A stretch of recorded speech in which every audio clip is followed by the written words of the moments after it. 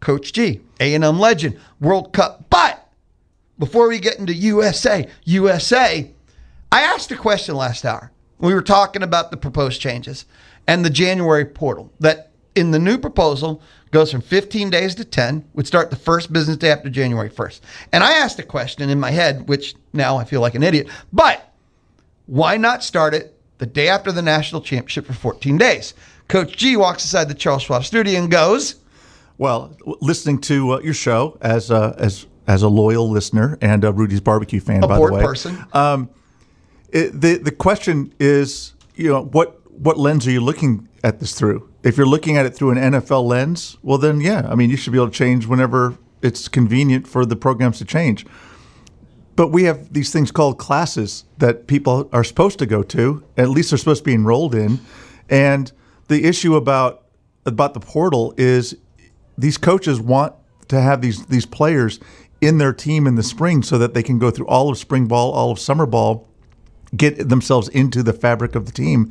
And if you're not going to do it until you're not going to have this transfer portal until the middle of January or late January even, then you eliminate all those players from being able to take off at that time. So that's why even the January 1 window is, if you're an administrator at said school, and now you've got kids coming in on visits on January 2nd, and your semester is going to start on January 8th. It is a fast time. I mean, number one, you got to work out all the academic parts of it. What classes are coming in? Are they going to accept it?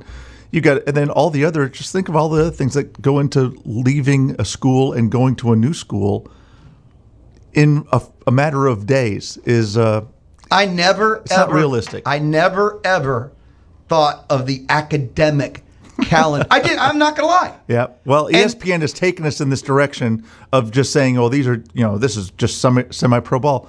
Well, okay, for the top 2%, maybe it is, maybe 1%, maybe 10% of 1%. But for the vast majority of these guys, this is a big part of setting up the rest of their lives because of this degree that they're going to get, this magical degree and the relationships that they're going to get from being a college student and being part of the fabric of a university. So you got to play by the rules of the university as much as you possibly can. They still have to get admitted.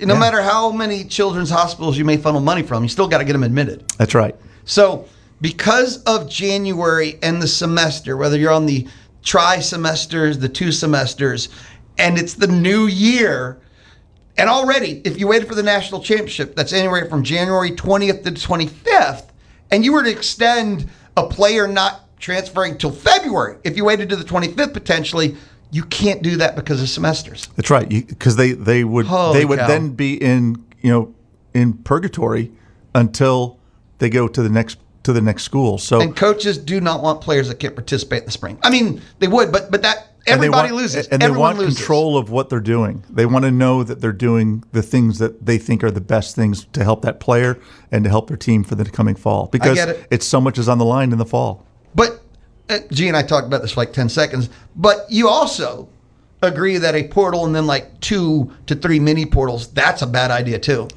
Yeah, again, that's going to come down to, again, I'm the head of our Coaches Association for women's soccer, and the discussion kind of comes up of should we have 2 portals, should we have 1 portal, and the portal, especially in the fall, is really emotional because it's emotional for the end of the fall portal. Yeah, because the players are emotional if they didn't play that much, and they're 18 competing against a lot older players. The coaches are emotional. The player got injured, whatever it might be. They didn't do this. They didn't do that. Coach lied to me. Yeah, or the player lied to the coach. Yeah. And then you have all this jumping and emotional moving of pieces. But if you wait until the spring, then that's when the most tampering comes. And of course, there's no tampering officially because you don't see anyone punished for it that much.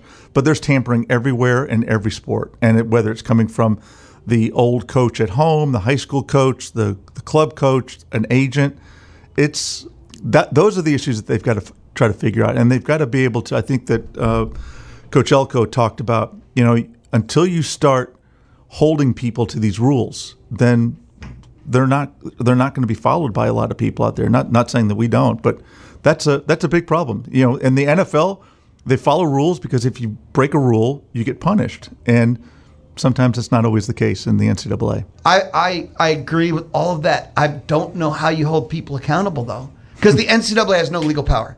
It's different if they were the cops, the feds, if they actually had power, but they can't make people talk. Those are the they don't have an investigation arm. Those are the devilish details that have got that until they're sorted, it's going to continue to be out of control. What conference or school would ever give anyone? Let's say we killed the NCAA and we come up with the AANC.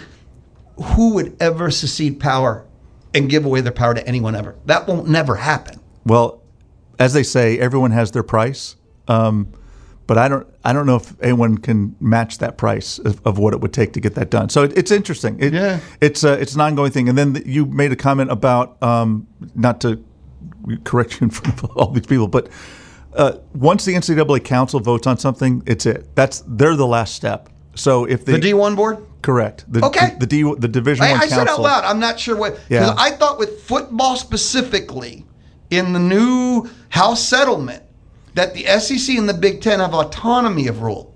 No, you're correct. But when we're talking about eligibility, when we're talking about like the five for five that people are referring to, 5 years of eligibility, once the council comes up with that'll be across the board on all sports. Okay. Yep. So, okay, there you go. I said, you said correct me. Please do. Gee, never feel free to not correct me because I am a human. Well, of course, and it's just one of those things that, again, what lens are you looking through? And if we're looking through the lens of, an NFL fan, well, it's a different game. If you're looking at through the lens of an NBA fan, totally different game. Same thing with, we'll get to the World Cup. If you're looking through a FIFA lens, then it's not going to be the same as what we have in the NCAA. What you said makes sense because I think it was just yesterday where the college basketball players, I don't know if it's 15, allegedly it could be up to 50, they're already suing for their extra eligibility. Yeah. Which, if it wasn't official, then it would make sense they wouldn't. So that explains a lot, these dominoes. It's good for helping out the admission process to law schools. More people want to be lawyers and get in on these lawsuits. How much have lawyers made off the NCAA, players or otherwise, over the past 5 to 6 years with everything that's happened? A few coins have transpired and gone that way. And ever since going back to the Alston issue, once Alston happened, and once the blank on the name, the guy who's a basketball player at UCLA. Once O'Bannon, and then Alston, and then there you go. There's the momentum, and the lawyers are like lining up. Let me involved in this. Do you remember the Kurt Flood 70s baseball and that creative free agency? At least you've heard of the case, right? Mm-hmm. I wonder if this is what O'Bannon was for. It is, right? This is what O'Bannon was for NCAA athletes. Yep. And we're living through that time. Yeah, and there's no time machine for the NCAA to go back and say, oh, okay, we will give a little bit more. They could have. Yeah. It's like many things, but they were like, it'll never happen. We don't have to acknowledge it. Exactly. And their indifference has caused all these ripples since. Exactly. I have one last question for you. We'll get to the World Cup. I promise you, Coach G. You got that excitement. Do you like 5 for 5?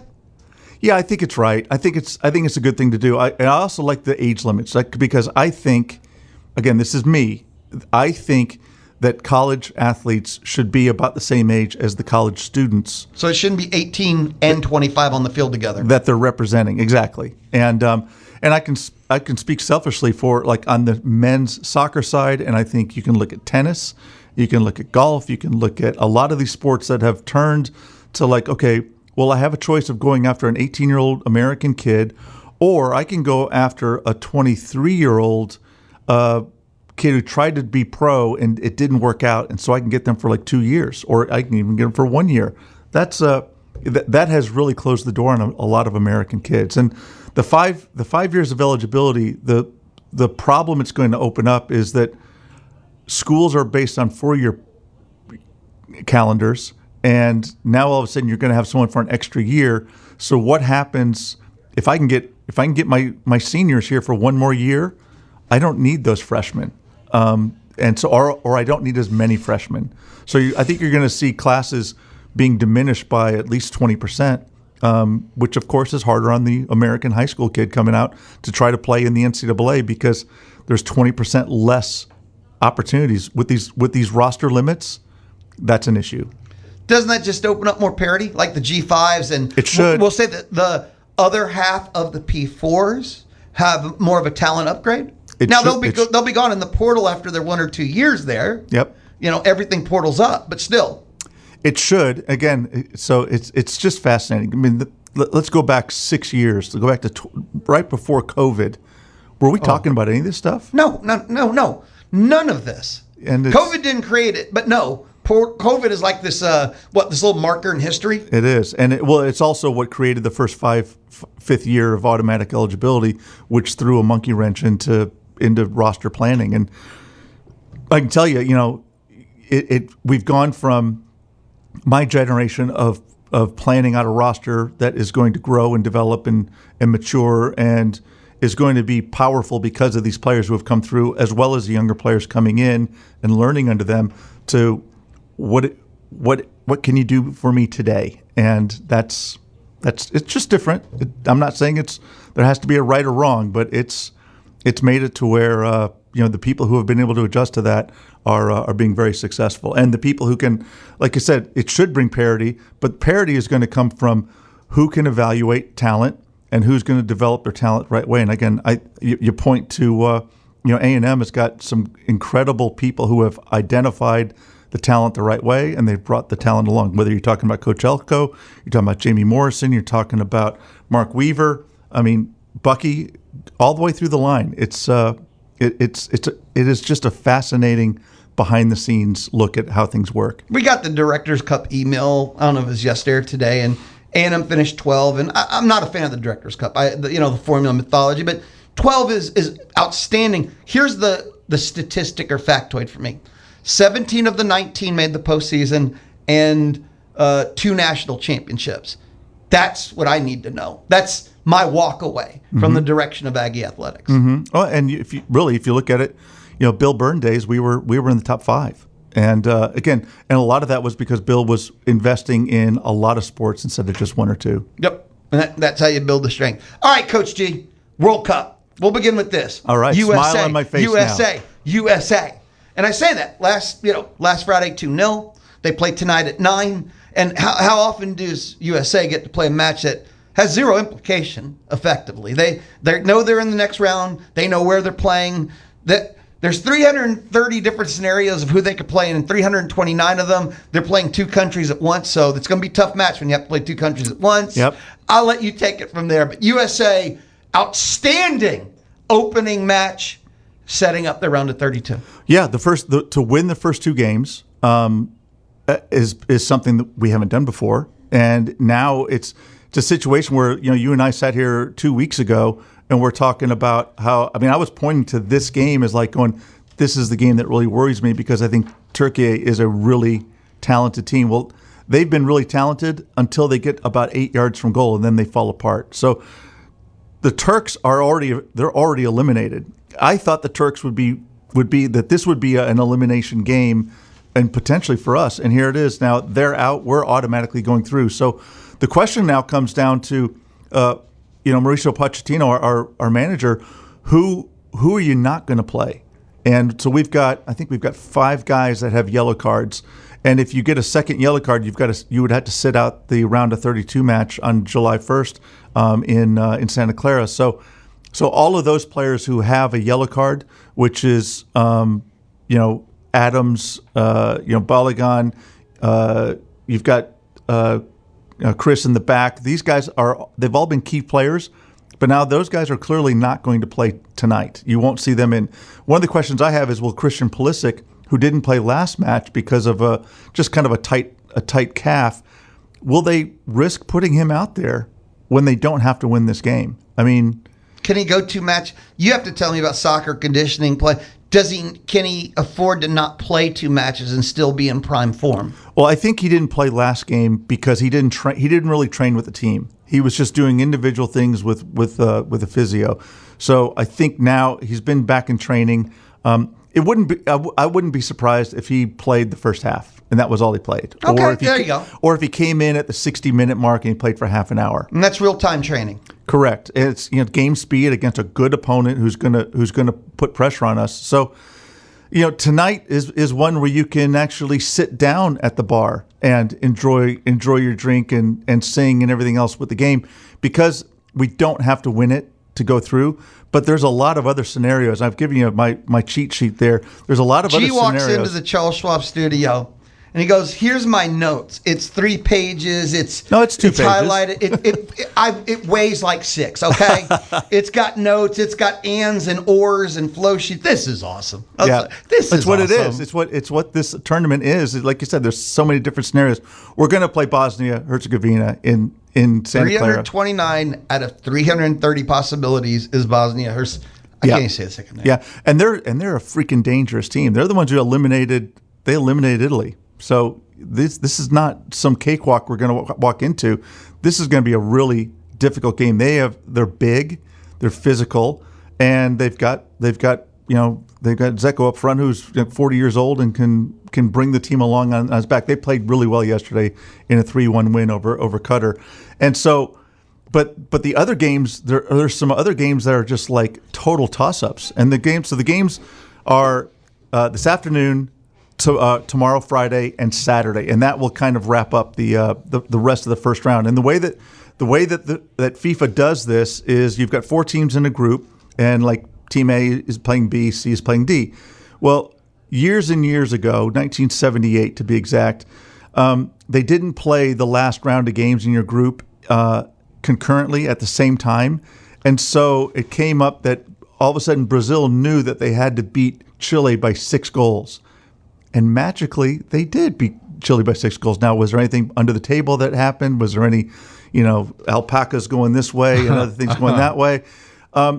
West Germany and Austria years and years ago played to a non-aggression pact to go 0-0, and they were both able to go through because of it. Funny how that works. So to take those kind of questions out of play, they play 2 games. They play the 2 games that means something to the other. They play them at the same time. So for those of you who have the streaming ability, by the way, Fox One, I don't know if this is an app you have, and I've only downloaded it since the World Cup started. It's a great app. I mean, if you like Fox stuff anyway, but because of this, you get FS1 also, but you also get the big Fox, and those are where all the World Cup games are going to be. So you can flip back and forth. You can actually watch 2 at the same time. Multi-view. So it's so Fox will be one game, and FS1 will be the other game. And so in the U.S. group, the Turks cannot go through. So the other match with Paraguay and Australia, there's a lot on that game, like who's going to come in second place, because the way it works is you've got 48 teams in the tournament in the first round. It's in groups of 4.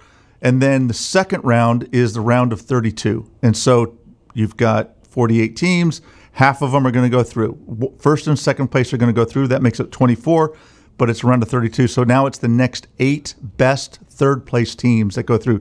That's why you had so many scenarios, because Bosnia is a third-place team. That's who the U.S. is going to play. So there's all this information.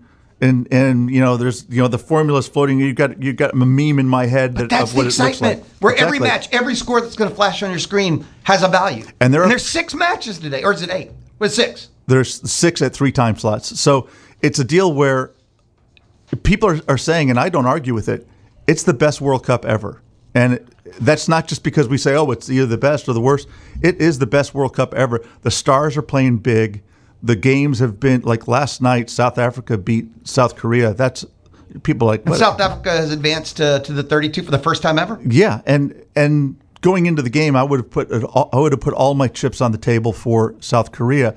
And unfortunately, now the winner of that game was going to play in the round of 32 against Canada in L.A. There is massive South Korean population in Los Angeles. It would have been home field advantage, but their home field's going to be back in Seoul, so they're out. We'll take a timeout. We'll come back. Conversation just beginning. Look, if you have a question for Coach G, don't waste your time with me. I'm here every day. If you have a question for Coach G, text 979-693-1150. You have a World Cup question for Coach G, 979-693-1150. It is the Louie Bellina Show, presented by CC Electric. Residential, commercial, and industrial services. It's what they do at CC Electric. Listen to the Houston Astros on the Zone, thanks to Kelly Berdozer. Summertime is World Cup time. If you're going to have World Cup time, you're going to have Coach G, A&M Legend time, joining me inside the Charles Schwab studio.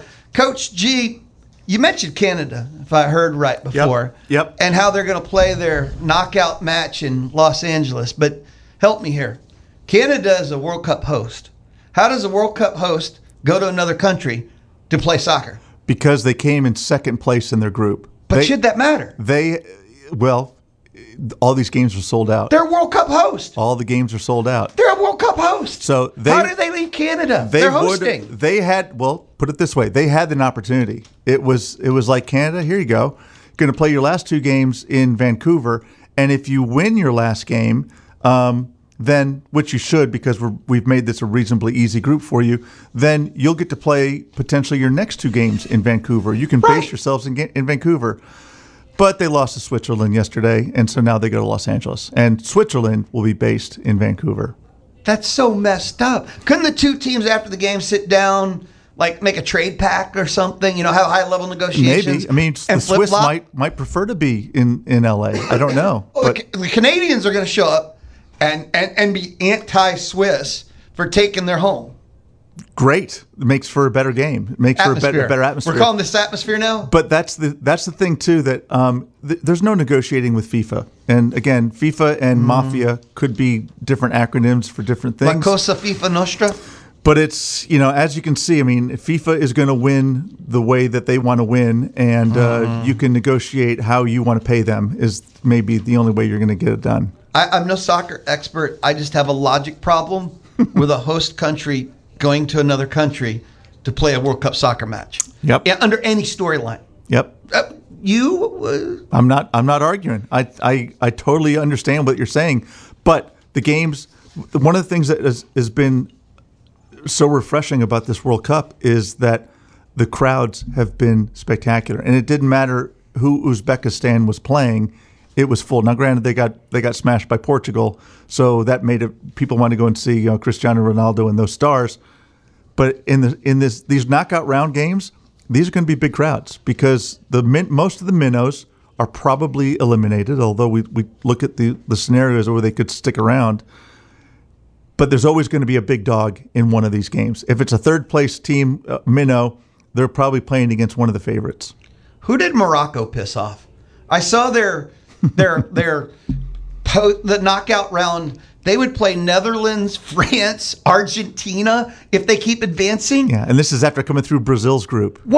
How shouldn't that happen? Like if you're FIFA, once you look at the draw and you go, no, let's redo the whole field. Like that shouldn't be possible. It's supposedly these are not heated balls that they're picked out of the hopper when Did Morocco not slip some money to the right people? Well, they were one of the bidding regions for the World Cup, and as a matter of fact, you'll see before too long Morocco, Spain, and Portugal are going to be hosting a World Cup in the future.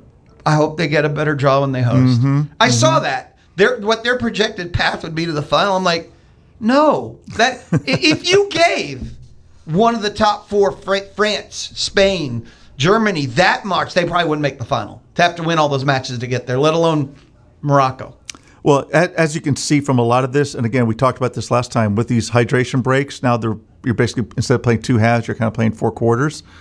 Games are tougher. Games are tighter. There's more goals being scored because of adjustments. I give this to the coaches for their ability to make these adjustments in game, on the sideline during a 3-minute, whether it's a Messi or a Beckham commercial that comes on, I don't know, but it's one of those things that has made this thing that much more entertaining and that much more exciting. So, I printed up here. I showed you this that the current odds by teams. All right, so where's the USA? USA is in the top 10. We're number 10. You've got Norway, who has had a great tournament so far. You've got Erling Haaland, who's scoring goals like he's just having fun. They're number 9. The Netherlands, who are I've already seen pictures. They're already having their fan march to the stadium up in Kansas City. The Orange Army. They're number 8. The Germans are the number 7 favorites. Portugal are 6th. The top 5 then are Brazil are number 6. And these are betting favorites. These are betting odds. So Portugal is number 5. And now a week ago, it was what happened to Portugal? Ronaldo's a problem. This. Well, now all of a sudden they're back in the top 5. And 5-0 result. And to show how those guys get along and how they play together, they're a legit chance to win it. England is number 4 which a lot of people here in the United States are going to love because of shared language, and also that's the league that we can see the most. We have the most access to the Premier League. And then Argentina, who was here in College Station not long ago, number 3. Spain, number 2. And then the favorites are France. So Spain is another one. Like, oh my God, what happened to Spain? Because they tied, Capo Verde. So now all of a sudden the world is back in order, and these are the teams that are still marching towards what could be an amazing knockout round. Mention there's 6 matches today. Give me the 2 matches everyone should watch. Well, USA, because we're the Americans. I think that's a big one. The other one and that's 9:00 tonight our time. Yeah, so a chance. So you can end your night with that. That would be a great celebration for the end of the night. And again, it's not an easy match. I mean, the Turks are pretty good. I saw an infographic that blew my mind. Team USA coach with 2 wins is already tied for the most wins by any USA head coach, and that's so tragic, truthfully. Well, it is what it is, and it's. So if he wins tonight, he's the all-time winningest Team USA World Cup coach. Oh man! Yep. With one more win, he's the all-time winningest in one World Cup. In 3 games. Yeah, so, yeah. But this one will be a bit of a challenge. I think that the other scenarios for the other game is Australia against Paraguay. So that'll be the game that's going to be over on FS1, and the scenario. What time? That's at 9:00 as well. So same time as the U.S. game. So Australia goes through with a win or a draw. Paraguay go through with a win. So that's a game. There's a lot on that particular match and the way it goes. So someone from that game is going to go through, and someone is probably going to kind of maybe not make it. So Paraguay can still go through with a draw as a potential 3rd place, but then all the scenarios come into play. The other games that I think are kind of interesting is the group with the Netherlands. And so these are the games that are going to be at 6:00. You've got Japan against Sweden, and Japan are a really good team. Sweden, they didn't play well last time when they played against the Netherlands, but the Japan-Sweden match is a really, really big match. That's at 6:00. The Netherlands play Tunisia. Tunisia are out. They've already been eliminated. Sweden can advance with a win. All right, Japan advances with a win or a draw. So just like the Australia-Paraguay match, the Japan-Sweden match is one where there's true consequences, pro and con, on getting a win in that game. Last question for you. I saw like a ranking of the World Cup host sites, and AT&T Stadium, which is officially Dallas Stadium for the World Cup, came in 13 out of 16. Really? I didn't see that. What did they say? Why? Yeah. You make notes. I listed up. Maybe because it's so far outside of town. Let's see. The issue is location. Yeah. That's fans have to stay all over the place. It's not central to anything. So fans are in Dallas and in Fort Worth. Some stay near the airport. So the spread outness of it. They gave the match experience 7 of 10. Match atmosphere 7 of 10. Transport and location was 3 out of 10. Yeah. And the aesthetics they love, 9 out of 10 was their highest grade. And then suitability actually for soccer, they've said football. They just so both all the fans was 8 out of 10. Yeah. And what about where was Houston? Houston ended up being 5.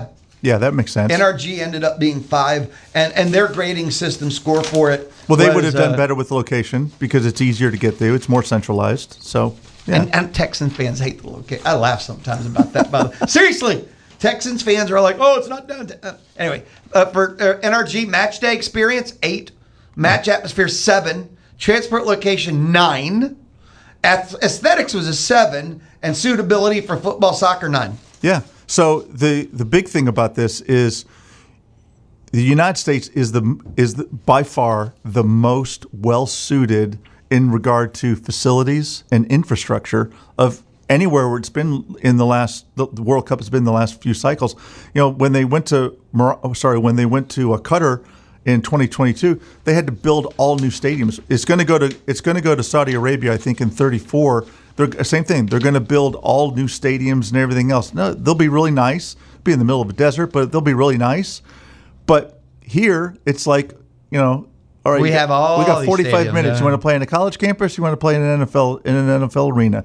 And the big question that you see around with a lot of international stuff is, what do they do? How do they fill all these? How do they fill all these venues enough to have these types of venues. Saturday down south, baby. That's or right. just another NFL Sunday. That's right. And it's again, it's one of the things for those who have been constantly with the drumbeat of how terrible America is. This it's been really refreshing to have people come here and go, wow, the people are really nice. There's great hospitality. It's it's big, endless, bottomless cups of soda. And brisket. And brisket. And beaver nuggets. And so all of these things have been really refreshing. And as a fan of America, it's cool to see what other people are finally discovering. I was talking World Cup the other day. I think I told you in fact with my two friends that are hardcores, and I told them one of the number one things has been the social element, exactly what you talked about, the experience of others. And because of social media, because it's not media that actually cover it, because of social media, being able to see, like you said, their experience of America and how it's different versus what they had known their whole 20, 40, 50 years of life and their pleasure of it. Yep. Being able to experience that through them has been really the highlight so far. We're going to get to the knockouts. Things are about to get times 1,000, but their experience of it's been the highlight so far. Well, I think Team USA. And I think this is going to have a great effect on the Olympics next summer because LA is the host. But there are other cities that are going to be hosting different sports around. Like softball will be in Oklahoma City, for example.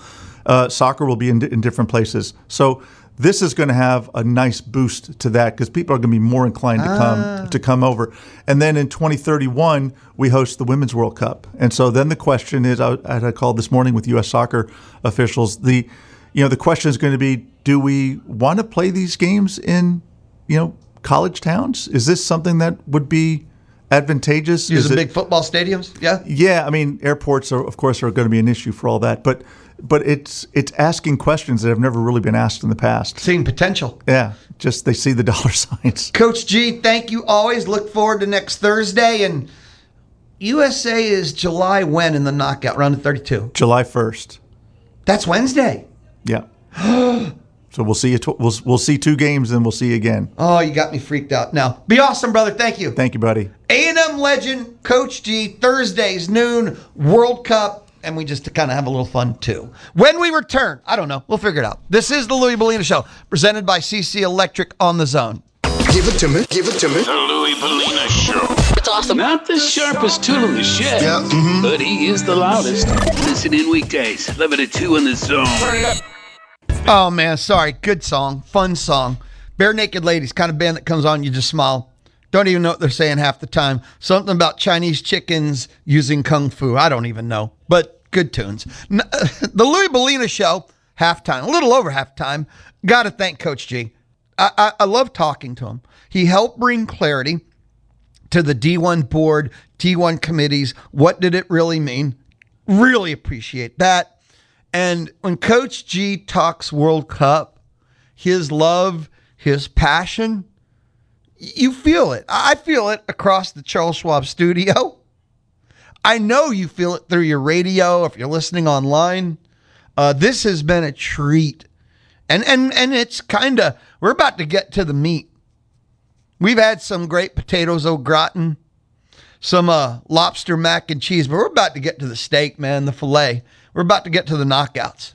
It's been fun World Cup with Coach G. Coming up, 1 o'clock, Rusty Burson on the D4 Land Services Hotline. Aggie historian and author, Rusty Burson. If you'd like some help getting your land cleared, land excavated, land fixed up, online website, check it out, d4landservices.com. Forestry, mulching, pond construction. Hey, a custom metal building from the ground up, d4landservices.com.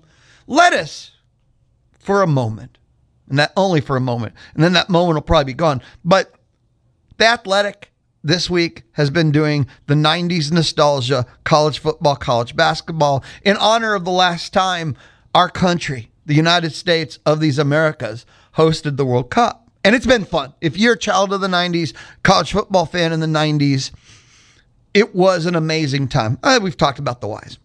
And they've done the top 25 coaches of the 90s, top 25 players, top 25 teams. They've done everything, and I've just had fun with it. And something that they did, 2 things I'd like to share. You really flashed Lou back.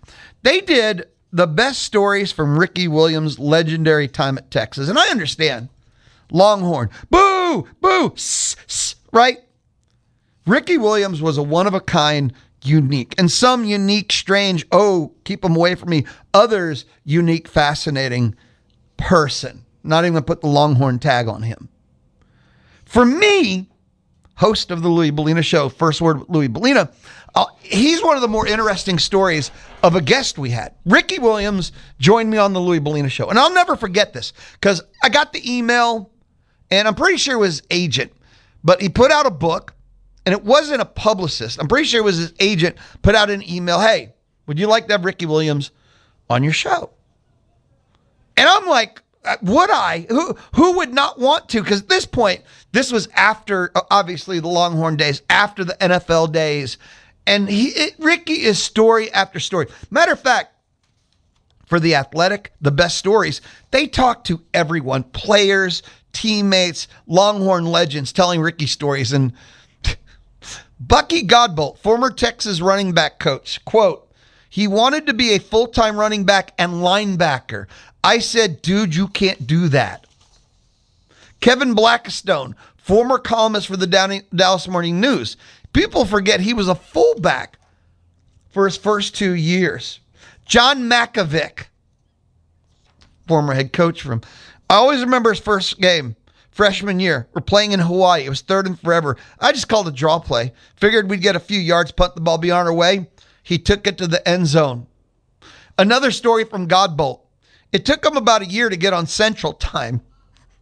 That took him a long time, more than any other kid I've ever coached to get that time thing down. And there's 5 pages of Ricky Williams quotes and quirks. It's The Athletic, theathletic.com free article. It's phenomenal. He was just a different kind of cat. I know he's a Longhorn and you're like, I can't do it. But so anyway, back to Ricky Williams on the Louie Bellina Show. So I saw the email and I'm like, absolutely, I'd love to talk to him. So I emailed back, yes. And then I got like one of the strangest responses I've ever got. They're like, hey, we need you to submit every question you're going to ask them. And then like, we'll approve them and you can only ask those questions. Now, at that point, the Louie Bellina Show wasn't, how old are we? 20? Wait, is this our 25th anniversary and I forgot? I don't think I've ever remembered an anniversary of any kind. Anyway, I saw this and I had a debate and a struggle because I'm not going to do that. When I interview someone, I mean, of course I prepare, but the best interviews ever done are almost never what you prepare. What you prepare is this guideline. It's a theme almost, and it puts you in a place, and it's an outline of things you want. But the best interviews are listening to the person you're talking to, and they tell you what they want to talk about. And if you talk to people what they want to talk about, they get excited. They tell you things you never could have thought of. And that's the best interviews that'll ever happen, okay? So for me to say, this is what we're going to talk about, and they go, that's all you can talk about, that's not going to work. And I emailed back the agent. I said, hey, I know we're College Station. Maybe you're scared there's going to be a gotcha. Maybe you think I'm anti-Ricky Williams. I mean, I said that. I want the interview because he is an exciting person. I want to talk about his life. This isn't a trap. I said that. I go, I can't give you the questions. I gave him 5 questions that were all like, I want to talk about his time at Texas. I want to talk about, and then 2 of them were like philosophical. I go, if this doesn't work, I understand. But this is, but I'm not here to anti-Ricky or to gotcha Ricky. I just want to talk about Ricky. He emailed back within 10 minutes. Sorry, we can't do the interview. I got an email back something like 20 minutes later that said, well, Ricky wants to do the interview. And it was almost like, fine. Seriously. That's the only interview, whatever, ever that went that way. So Ricky comes on the show, and it's one of my top 5 favorite interviews. Because Ricky be Ricky, and I don't mean Henderson. And he was different, but his answers with his half Plato, half football player, and half Ricky, which is 3 halves, which makes no sense. But he was fascinating. He was different. It was awesome. I enjoyed the conversation tremendously. And he picked up that this wasn't like an Aggie interview, even though there was A&M Texas conversation portion. It was just a dude that wanted to talk to a dude. Oh, so much fun. But weird trying to even get him in the first place. But I had a great time. The end. Great conversation. But one of the weirdest, you need to submit every question and then we'll approve the ones and that's the interview. And I'm like, no. I really want to talk to him, but it don't work that way. And they said no, and 20 minutes later, Ricky wants to do the interview. What? All right, let's do it. And it was awesome. It was fun. So a little memory from my past. I hope you don't mind me kind of sharing with you. I'll be right back. We'll wrap up our lunch hour. Lunchtime on the Louie Bellina Show. Monday through Friday, lunchtime, thanks to Rudy's Barbecue, home of the green chili stew. Lunchtime on the Louie Bellina Show Thursday on the Zone. Visit zone1150.com and you can sign up for the Zone newsletter. Check out the Zone prize rules and download podcasts of your favorite shows on the Zone. Never miss out. We were talking about things that doctors were starting. And the word starting bothered me to no end because I'm like, if this is just now, this is starting, what have they been doing? They said they hate medical influencers who have zero medical credentials. That's not been bothering them since the start of social media. That's a new thing. And it's one of the worst things where it made me worry that these people are in charge of my health and future. Now, to be fair, I've been lucky. I have found 2 phenomenal doctors in my lifetime. And it was so noticeable how good they were in my immediate health. But that starting list, and I can't find the other 2. I'm a horrible talk show host. They're gone. It's okay. Rusty Burson next. He'll make it all good. Everything in life has rules, and the Zone has prize rules for all contesting. You can check them out at zone1150.com. You may know you can win once every 30 days. There can only be 1 winner per household per month. You have 30 days to pick up your prizes. You have to be 18 or older to win. You have to present a legal ID to claim your prize. All prizes are non-transferable and not for resale. To make sure you do know all the rules, or if you have any questions about the prize rules, make sure to visit zone1150.com. Zone1150.com.